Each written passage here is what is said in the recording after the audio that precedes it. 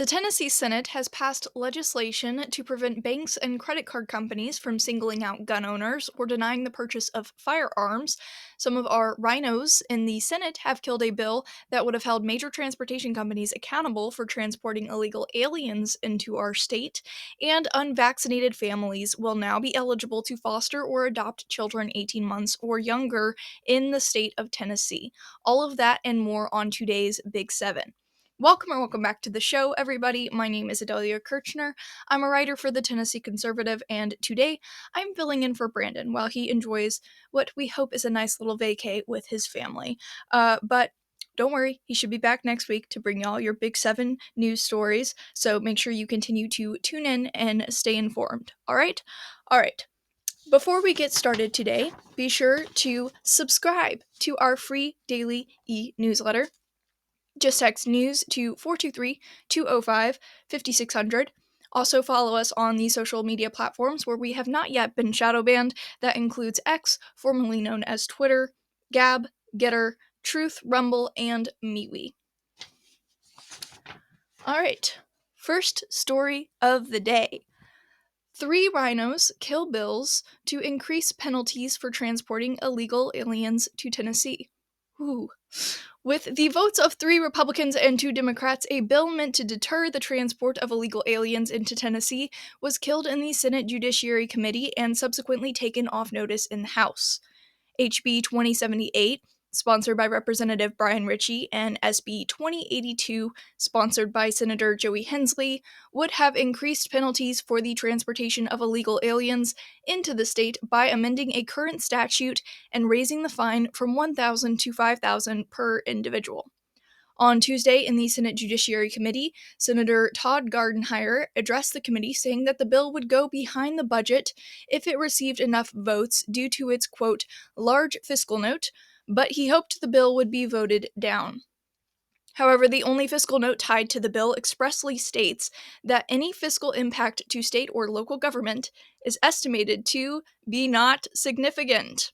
Further, the fiscal note states that proceeds from such fines go to the arresting agency or agencies, and that since a violation is punishable by a fine only, there will be no fiscal impact related to additional incarceration. Gardenhire voted no, alongside Republicans John Lundberg and Kerry Roberts, and Democrats Sarah Kyle and London Lamar. During the House Criminal Justice Committee later in the day, HB 2078 was taken off notice. Now, one of the other major things that this legislation would have done, for those of you that weren't there or haven't watched the replay on Representative Ritchie's speech at the Protect Tennessee's Borders rally last week, one of the things that this bill would have done is it would have removed immunity for common carriers. Right now, common carriers like Amtrak, Greyhound, all those airlines that you fly on, like Delta and United, all of those, okay, they all have established immunity under Tennessee law right now. Immunity in state law to the state law that says it is illegal to transport illegal immigrants into Tennessee for financial gain. These companies have immunity to that law. This bill would have removed the immunity that they have and held these common carriers accountable, but now this bill has been killed by your representatives in the Senate. And, when things get placed behind the budget, oftentimes a lot of times lawmakers will be like, oh, well, it wasn't killed, it was just placed behind the budget. We can't do much about that. It just is the way it is. And that's all fine and dandy, but you have 3 Republican senators here who specifically voted against this bill, even though it was going to go behind the budget. Whether they voted for it or against it, they still voted against it. So I feel like that kind of says something. Anyways, next story is Tennessee bill that could put illegal aliens who commit violent crimes behind bars for life progresses in the Senate. All right. On Tuesday, SB 2770, sponsored by Senator Janice Bowling, which addresses criminal offenses committed by illegal aliens in the state of Tennessee, was recommended for passage with amendment by the Senate Judiciary Committee. 7 ayes and 1 nay were recorded. SB 2770 authorizes the enhancement of criminal penalties up to life in prison without parole upon conviction of violent crimes by illegal aliens, conviction of possession of a firearm or deadly weapon by an illegal alien, or conviction of a violent crime on the property of a school by any person. And that's a K through 12 school, public or private, a technical school, a college or university, any school in Tennessee. As would be expected, it is noted that this proposed legislation may result in an increase in incarceration expenditures for the state. The proposed law aims to deter those who would come across the southern United States border from making their way to Tennessee to engage in drug or human trafficking. By stiffening the penalty for violent crimes linked to these activities, the sponsors hope to make the state a less sought out location for illegal aliens with criminal intent. On Wednesday, the companion bill, House Bill 1872, sponsored by Representative Monty Fritz, was placed behind the budget in the House Finance Ways and Means Subcommittee by Chairman Gary Hicks. It remains to be seen whether GOP leadership will find the money in the budget to cover funding the legislation after funding everything on Governor Lee's budgetary wish list. All right, y'all. My friends, my guys, be sure to follow our buddy Steve Abramowitz at the Heartland Journal Presents the Mill Creek View, Tennessee podcast. Steve recently interviewed Frank Caruso, co-founder of USA Connect LLC, to talk about how to improve school safety with technology-driven products. And the world-famous Art Laffer to discuss his work with several presidents and their cabinets as an economist. Laffer worked with President Ronald Reagan to assist him in reducing taxes, which created a decade's worth of economic growth. So be sure to follow the Heartland Journal Presents the Mill Creek View, Tennessee podcast on your favorite podcasting platform or watch it on Rumble. Our next story is bill requiring Tennessee law enforcement to report illegal aliens to federal government passes on the Senate floor. SB 2576, sponsored by Senator Brent Taylor, passed in the Senate by a 26-7 vote on Monday. On the Senate floor, Senator Taylor explained that if someone is in the country illegally and they commit yet another crime on top of being here illegally, they are to be reported to the appropriate federal officials by law enforcement. The only Republican who voted against the legislation was Senator Todd Gardenhire, alongside Democrat Senators Ackberry, Campbell, Kyle, Lamar, Oliver, and Yarbrough. The corresponding House Bill, HB 2124, sponsored by Representative Rusty Grills, passed in the House of Representatives on March 14th by a 74-22 vote. Senator Gardenhire is kind of tripping here on illegal immigration, it kind of seems like. His reasoning for voting against this legislation, by the way, was absolutely ridiculous. When it was being discussed on the Senate floor, most of the conversation that occurred was between the bill sponsor, Senator Taylor, and the Senate Democrats. I believe Senator Oliver was up there for a while asking like several questions, most of which were, okay, whatever, you asked some clarifying questions, but then like a bunch of the other Democrats stood up and like pretty much, I guess they didn't hear Senator Taylor's answers to those questions. And the same thing goes for Senator Todd Gardenhire over here, our Republican, who voted against this, because one of the questions that Senator Oliver asked Senator Taylor about this legislation was, will this impact our school resource officers, so our law enforcement that is in school systems? And Senator Taylor's answer to that was no. The reason why this is not going to impact school resource officers and why it's not going to impact all the illegal immigrant children who are attending schools is because this bill is directed at illegal immigrants who have already been arrested and taken into custody by law enforcement in Tennessee for committing a second crime on top of being here illegally. So this is not school resource officers going into the schools and being like, oh, this student's illegal, we need to report them. It's, okay, somebody's been taken into police custody and it is discovered that they are here illegally, it gets reported to federal authorities. Anyways, so Senator Taylor answered that question. Okay. Another concern that was brought up by the Democrats was this is separating children from their parents. And Senator Taylor's response to that was, if you commit a crime, like if you're here legally, if you are a U.S. citizen, okay, and you commit a crime, and you get arrested for that crime, and you're in jail, you're separated from your children. If you go to prison, you're separated from your children. That's how it works. Your children, if you get arrested, your children don't go to jail with you. That would be kind of that would be some sort of injustice, right? Your children don't go to jail with you. And that's the same situation here, okay? If you are here illegally and you get arrested for committing yet another crime on top of being here illegally, and you get arrested, you are automatically separated from your children. That is how it works. Your children are not going to go to jail with you, okay? So that was one of their big concerns that they brought up, the Democrats. Okay, so then you get to Senator Todd Gardenhire, who spoke after all the Democrats did, and before they voted on the bill, and he was like, "I'm not voting for this. I am voting against this because of the separation of children from their parents, and because I just think it will cause too much strain or stress on Tennessee educators. They're supposed to be focusing on educating the children of Tennessee, whether they're here illegally or not. They're supposed to be focused on their education, not on any of this." And he's just like, and we don't need to be expending energy on what we're gonna do with these illegal children and whatever. I just think that he completely misunderstood the bill, to be honest, and didn't listen to any of Senator Taylor's responses. Because if he had, he would have realized that everything that he cited as a reason for not voting for this bill was not a concern.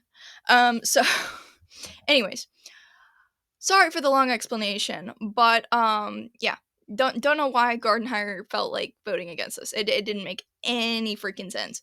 Okay, next story. Tennessee House passes bill allowing unvaccinated families to foster and adopt. That's a good thing. We like that. All right. HB 1726, sponsored by Representative Ron Gant, would change an existing policy that does not allow unvaccinated families to foster or adopt children 18 months old or younger. On the House floor, Gant explained that the legislation would expand the eligible pool of families who are able to foster and adopt in Tennessee. The bill passed with 70 ayes and 24 nays. Republican Representative Sam Whitson was the sole Republican voting against the legislation. This legislation also passed in the Senate, so it's on its way to becoming law. I'd say that's a pretty solid win, right? We're not down for medical discrimination around here. I think that there is already enough hoops for parents or couples or families, whoever it is, to jump through when they want to foster, or especially when they want to adopt. And you get into all the financial burden of adoption. When it comes to all that stuff, there's just already so many hoops to jump through. And then to put on top of all of that, oh, you also have to be vaccinated and up to date with your vaccinations. And your children have to be vaccinated if you want to bring another child into the house. It's just a little bit invasive. And so this is a good thing. This is a win. Here's the story, guys. We're the state's only conservative news alternative. We're the only one. The only one. Conservatives always say, boy, we sure do wish we could get the truth out of the media. Boy, we sure do wish that there were more conservative news outlets. But then they don't donate. One of the chief reasons you don't see more conservative news outlets, and I have learned this the hard way after doing this for 3 years, 3 plus years in October, so now 3.5 years, coming up on 4, is that Christian conservative Republicans do not invest in politics like they do the church and nonprofits. They need to look at their engagement in civic activity and with candidates and with causes just like they would anything else, because when conservative Christians don't put their money where their mouth is online, there's a lot of people that talk a lot. I'm sure the comment section underneath this will be full of people with great ideas and suggestions telling everybody what to do, but if you ask them what they did with their time and money that practically made a difference other than posting on social media the last 60 days, the answer would be nothing. There's only a handful of things you can do to actually make a difference in politics. One of them is going door knocking, calling, phone banking, putting up signs, showing up to events where attendance is required, registering people to vote, things like that, and giving money. All the keyboard warrioring doesn't get much done. So please do go to TennesseeConservativeNews.com/support. And I didn't bring my props, guys, but if you give $50 or more or a recurring donation of $10 or more, we'll give you a Proud Tennessee Conservative tumbler, and we'll also send you 2 bumper stickers and a directory of your state and local officials. Now, if you give any amount, we'll still send you the directory and the bumper stickers, but you ain't getting the mug. So it costs a little money to make those and to ship those. We're about to change our premiums up, but I don't know when that's going to happen. So do go to TennesseeConservativeNews.com or mail your checks. We get a lot of checks. I don't know if we get a lot of checks, but we get checks to P.O. Box 625, Signal Mountain, Tennessee 37377. That is P.O. Box 625, Signal Mountain, Tennessee 37377. I am done begging. I hope you feel adequately guilty and that you do give us money as Tennessee's only conservative news outlet, because we don't take that corporate money, and I don't make any money doing this. And somebody asked me at the rally, like, how do you have the courage to tell so much truth? And I told them, so, well, number one, I make my money doing something completely different, so I don't have to depend on left-leaning corporations to fund me, which is what Republican leadership does, right? 90% of their contributions to their campaigns come from left-leaning corporate interest outside the district. So they can't tell the truth. They can't represent people like you and me. But I can, but only if you give. All right, guys. Our next story is Tennessee Judiciary Committee passes bill allowing death penalty for child rape cases. SB 1834, sponsored by Senator Jack Johnson, would authorize the death penalty as punishment for rape of a child, aggravated rape of a child, or especially aggravated rape of a child. The bill was presented to the committee by Senator Ken Yeager after extensive testimony from the district attorney's office, several lawyers, and child advocates. Democrat Senator Lamar made a motion to send the bill to summer study, but the committee voted against sending the bill to summer study and went on to vote on the bill itself. In final statements, Republican Senators Kerry Roberts and Chairman Todd Gardenhire noted that a vote against the bill did not mean a member was opposed to the death penalty for cases of rape, but instead that they were opposed to the bill itself as written. Roberts adamantly stated that he was all in favor of issuing the death penalty as a punishment for those charges, but he could not support it because too many of those cases were based on circumstantial evidence. Gardenhire called for a vote, and the bill passed with 5 ayes and 4 nays. Voting against the bill were Republicans Gardenhire and Kerry, along with Democrats London Lamar and Sarah Kyle.